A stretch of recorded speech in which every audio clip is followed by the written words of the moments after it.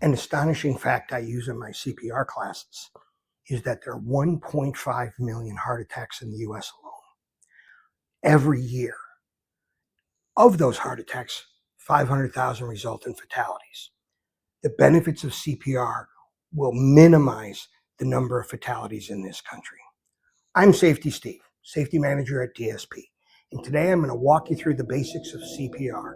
We'll use a pre-stand mannequin and a heart-lung model so you'll understand both the how and the why behind this life-saving skill. So let's get started. Why is CPR important? CPR can restore blood flow to the brain. The human brain needs a fresh influx of oxygen at least every 6 minutes or it begins to die. A heart attack could be blocked valves, it could be a heart that's beating erratically, it could be a heart that's in ventricular fibrillation, or it could be a heart that's not beating at all. The benefits of CPR, regardless of the cause, can get blood circulation to the brain. When to do CPR? CPR is only done on somebody who's not breathing, not responsive. Otherwise, we're doing other things. So let's look at responsiveness. That's a simple way. You gotta smack them a little bit or try and take their wallet or their purse. If they don't try to stop you or they try to hit you back, they're not responsive. Ask them questions. Are you okay? Those kinds of things. If they're not responsive, automatically call 911. Anytime any victim is unresponsive, it's a 911 call. Then we have to check for breathing. Now, with clothes on, it could be a difficult thing, so use glasses. If they're breathing, the glasses fog up. If they're not, they don't. If you don't have glasses on you, use the body of your cell phone. It reflects, you can see the steam.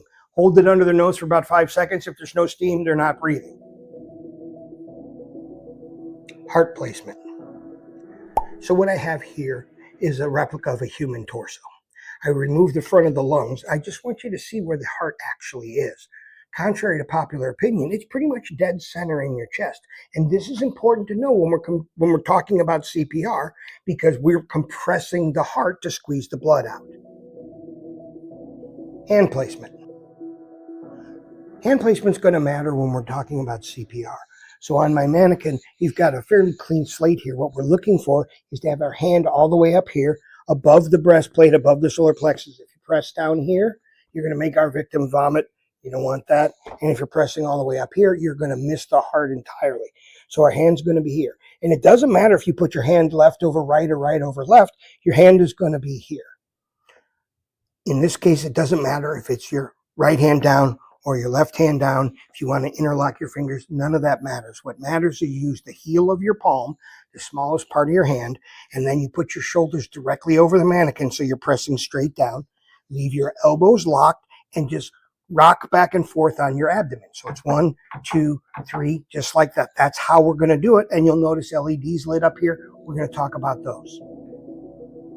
Positive feedback mannequins.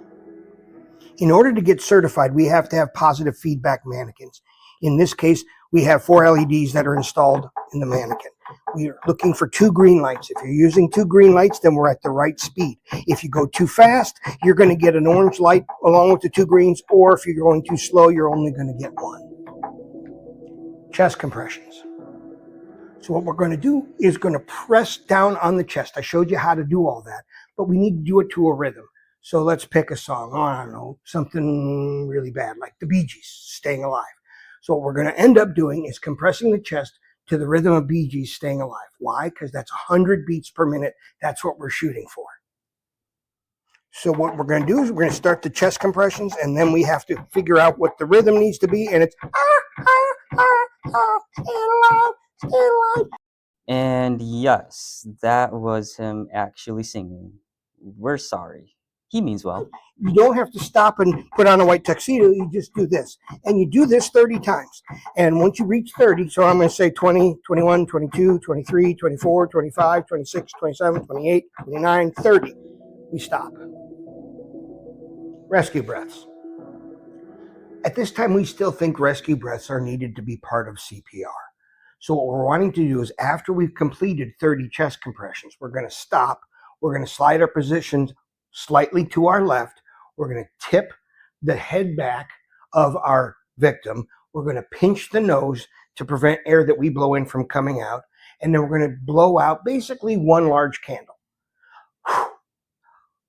And we're going to do it twice, just like that. After we complete our 30 chest compressions, we're going to need to do 2 separate rescue breaths. To do that, you tilt the head back to open the airway. You pinch the nose to prevent air that you blow in from coming out on you. And then you place your mouth over their mouth. And you blow like you're blowing out one big candle. And you will see the chest rise. And then you let go and you go right back to doing chest compressions. Hands-only CPR. Another way to do this is hands-only CPR, where you don't stop and give rescue breaths.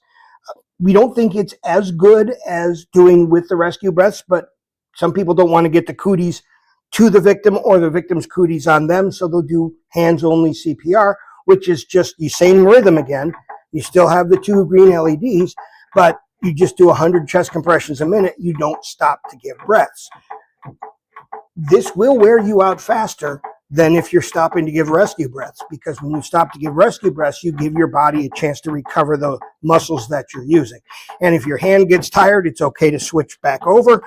Just remember, heel of your palm only, and you're doing this until EMS arrives. In summary, CPR is simple, powerful, and something anyone can learn. You've seen the steps, and now you know what's happening inside the body when you compress the chest. Thanks for watching. Stay alert, stay safe, and I'll see you out there. Safety Steve out. But wait, I've got one more thing. I actually do these trainings live, on site, in person, hands-on. So if your team could use something like that, scan on the QR code you see here, or click on the links below to see what's coming up, or to book a session at your place. I hope to see you soon.